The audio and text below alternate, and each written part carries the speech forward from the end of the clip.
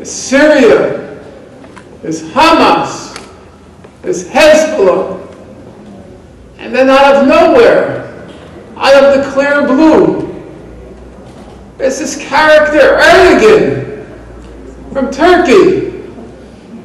What the hell is going on here? Turkey is supposed to be Israel's main ally in the Muslim world. Γιατί με τον τρόπο που το βλέπουν οι Ισραηλινοί, αυτοί οι ντόπιοι έχουν αρχίσει και γίνονται ιδιαίτερα αντιδραστικοί και προκλητικοί και δημιουργούν φασαρίες. Υπάρχει το Ιράν, υπάρχει η Συρία, υπάρχουν οι Παλαιστίνοι και τώρα υπάρχει και ο Ερντογάν, ο οποίος ενώ έπρεπε η Τουρκία να είναι ο κύριος σύμμαχος του Ισραήλ, τώρα... Mr. Erdogan, he thinks Turkey's important. He starts attacking the Israeli president in public, calling him a murderer. He then joins up with this character in Brazil named Lula or Lulu or whatever, and they try to negotiate a diplomatic settlement on the Iran nuclear issue. What the hell is going on here with these Muslims and Arabs?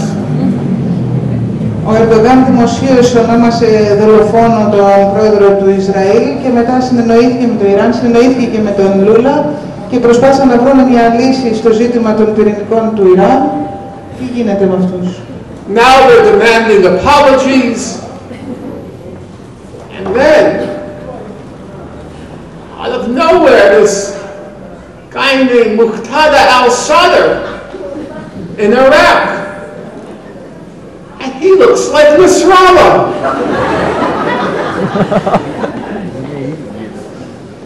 Και μετά από το πουθενά και ο Muqtada al-Sadr in Iraq. Ναι, στο Ιράκ. And he looks like Nasrallah. And so the Israelis say, now the noose is tightening around our neck. It's like 1967, all over again. They're surrounding us. They're encircling us. They're closing in on us. And so we have to deal a big blow to cut these Muslims down to size, to remind them who's in charge. Just like in 1967, with one big blow, we put an end to radical Arab nationalism. Now we need one big blow to put an end to radical Islamic fundamentalism. It's all the same thing. Sometimes they call it radical Arab nationalism. Sometimes they call it radical Islamic fundamentalism. But it's all the same thing.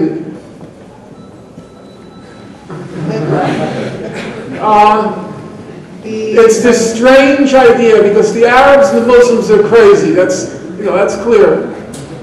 They got this strange idea in their heads that American resources, which by some strange coincidence are underneath Arab and Muslim soil, the Arabs and Muslims think it belongs to them. So we have to take out that sledgehammer to knock some sense into these crazy Arabs and Muslims. Το Ισραήλ αισθάνεται ότι πνίγεται γύρω-γύρω από όλους αυτούς τους τρελούς Άραβες και Μουσουλμάνους, οι οποίοι πιστεύουν ότι έχουν δικαίωμα σε αυτή τη γη μόνο και μόνο επειδή ζήσαν εκεί οι προπάτορές τους, ενώ αυτοί θα πρέπει να τους δώσουν ένα γερό χτύπημα και να τους δείξουν με μία και μοναδική δυναμική κίνηση ποιοι πραγματικά έχουν τον έλεγχο στην περιοχή. And it looks like, judging from what's been written in the past half year, that the most likely target will be Lebanon. Φαίνεται από αυτά που έχουν γραφτεί το τελευταίο μισό χρόνο ότι ο πιο πιθανός στόχος θα είναι το Λίβανο. People who are quite knowledgeable and who are not scaremongers, they say that there will probably be an Israeli attack on Lebanon this coming year, or this year, 2011. Οι άνθρωποι που είναι αρκετά καλοί γνώστες και δεν φοβούνται να πούν τα πράγματα με το όνομά τους, Πιστεύουν ότι μέσα στον επόμενο χρόνο ή αυτό το χρόνο θα υπάρξει μια επίθεση στο Λίβανο.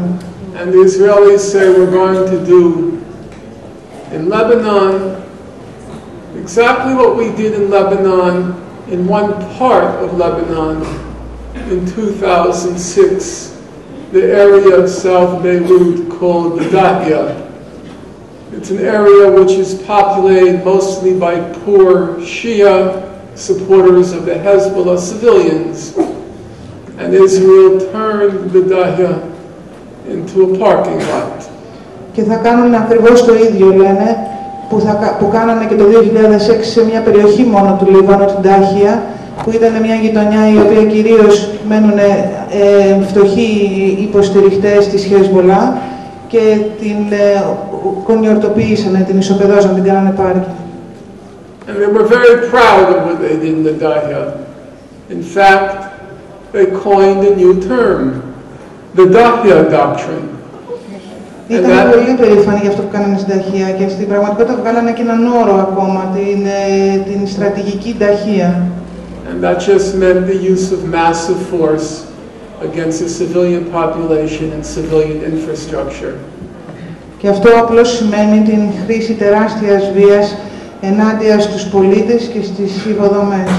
And its first application, the first application of the Dahya doctrine was in Gaza.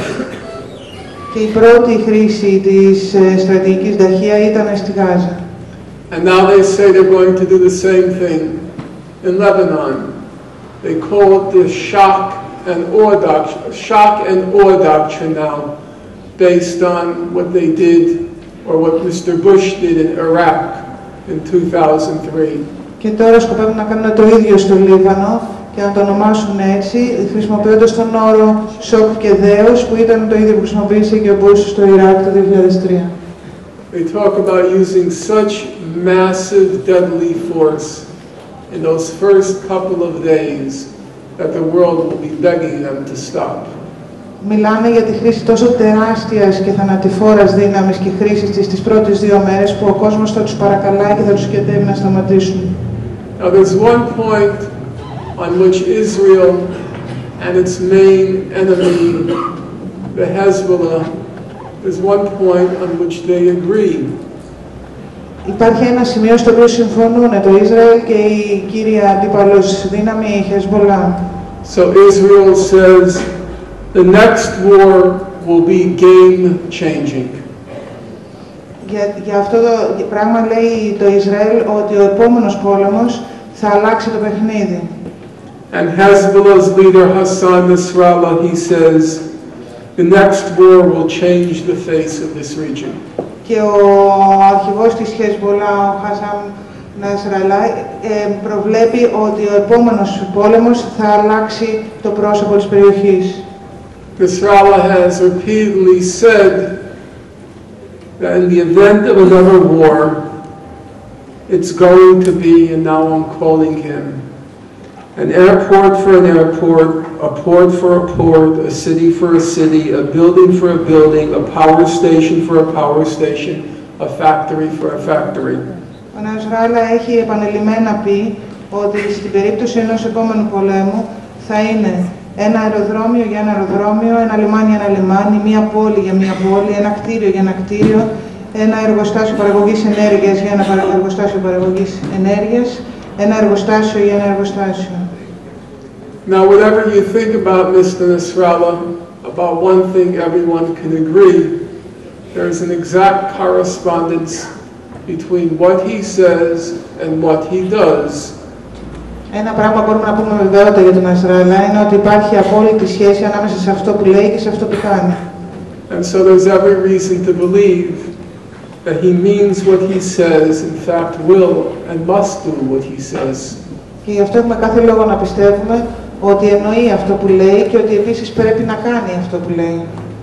Now you have to ask yourself what's going to happen or how Israel is going to react when missiles start hitting Tel Aviv and there are massive civilian casualties. Τώρα πρέπει να αναρωτηθείτε εσείς τι θα συμβεί όταν οι ρουκέτες αρχίσουν να χτυπάνε το Τελ Αβίβ και υπάρχουν σημαντικές ανθρώπινες απώλειες. the prospects become even more ominous when you bear in mind, number one, Israel will not accept another defeat in Lebanon. It is not possible. Everything else I will grant, what I've said so far, it's speculation, and you can't make any definite predictions about the future. But one thing is definite. If a war breaks out, Israel will not accept another defeat in Lebanon. It will do what it has to do not to be defeated. Και ένα πράγμα είναι σίγουρο από όλα αυτά όσα είπα, τα οποία μπορεί κάποιος να τα αμφισβητήσει, ένα είναι το σίγουρο, ότι το Ισραήλ δεν μπορεί να δεχτεί άλλη ήττα στο Λίβανο. Ό,τι και να γίνει, όπως και να γίνει τα πράγματα, θα κάνει ό,τι χρειάζεται προκειμένου να μην δεχτεί άλλη ήττα στο Λίβανο. On the other hand, if it looks as if Hezbollah is losing, it's hard to see how Iran can stay out, not because of solidarity, but because they know a Hezbollah defeat means they're next. Και αν συμβεί αυτό, είναι εύκολο να δει κανένας τι θα κάνει το Ιράν, το οποίο θα αναγκαστεί στην περίπτωση που δει ότι χάνει η Χεσμπολά να μπει και αυτή στο παιχνίδι, όχι τόσο από αλληλεγγύη προς τη Χεσμπολά, αλλά επειδή ξέρουν ότι αν χάσει η Χεσμπολά, αυτή θα είναι η επόμενη. And so the bottom line is, it's easy to imagine a war beginning. It's nearly impossible to conceive how it will end. Εν κατακλείδη, είναι εύκολο να φανταστεί κανένας με ποιο λόγο μπορεί να αρχίσει ένας πόλεμος, αλλά είναι σχεδόν αδύνατον να φανταστεί με ποιον τρόπο θα τελειώσει. Or an Israeli attack on Hezbollah will trigger a chain reaction, the outcome of which no sane person would want to contemplate. Μια Ισραηλινή επίθεση στη Χεσμπολά θα είχε ως αποτέλεσμα να ενεργοποιηθεί μια αλυσιδωτή αντίδραση, της οποίας το αποτέλεσμα κανένας κανονικός άνθρωπος μη παράφρον θα μπορούσε να την σκεφτεί. So where does that leave us now? Πού μας αφήνει αυτό τώρα? The blockade of Gaza continues. Ο αποκλεισμός της Γάζας συνεχίζεται. I have to admit I was naive on that point. I did believe that the international pressure after the murder on the Mavi Marmara would force Israel to relax the blockade. But it didn't happen. Πρέπει να ομολογήσω, λέει, ότι σε αυτό υπήρξα αδαής, γιατί πίστεψα ότι η διεθνής πίεση μετά από το Μαβί Μαρμαρά θα οδηγούσε στην άρση, στο μαλάκαμα του αποκλεισμού της Γάζας, αλλά αυτό δεν έγινε. The main UN official in Gaza, his name is John Ging, he said about a week ago that there has been no tangible change for the people on the ground. Ο κύριος εκπρόσωπος των Ηνωμένων Εθνών στη Γάζα, ο John Ging, είπε ότι δεν υπάρχει καμία ουσιαστική αλλαγή για τους ανθρώπους της Γάζας εδώ στη Γάζα. On the other hand, I do not believe we should for a moment underestimate the historic achievement of the people in the Mavi Marmara. Δεν πιστεύω όμως ούτε για ένα λεπτό ότι πρέπει να υποβιβάσουμε τη σημασία των ιστορικών γεγονότων και των ανθρώπων που ήταν απάνω στο Μαύρη Μάρμαρα.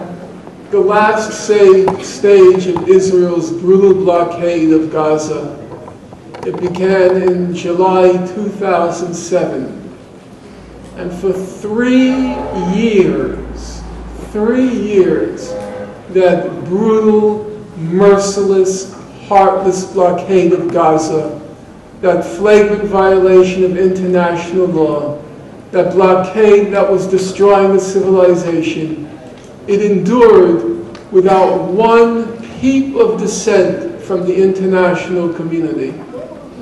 Η τελευταία φάση του πιο σκληρού αποκλεισμού της Γάζας ξεκίνησε το 2007 και για τα τελευταία 3 χρόνια αυτή η απίστευτα σκληρή, ιδιαίτερα απάνθρωπη και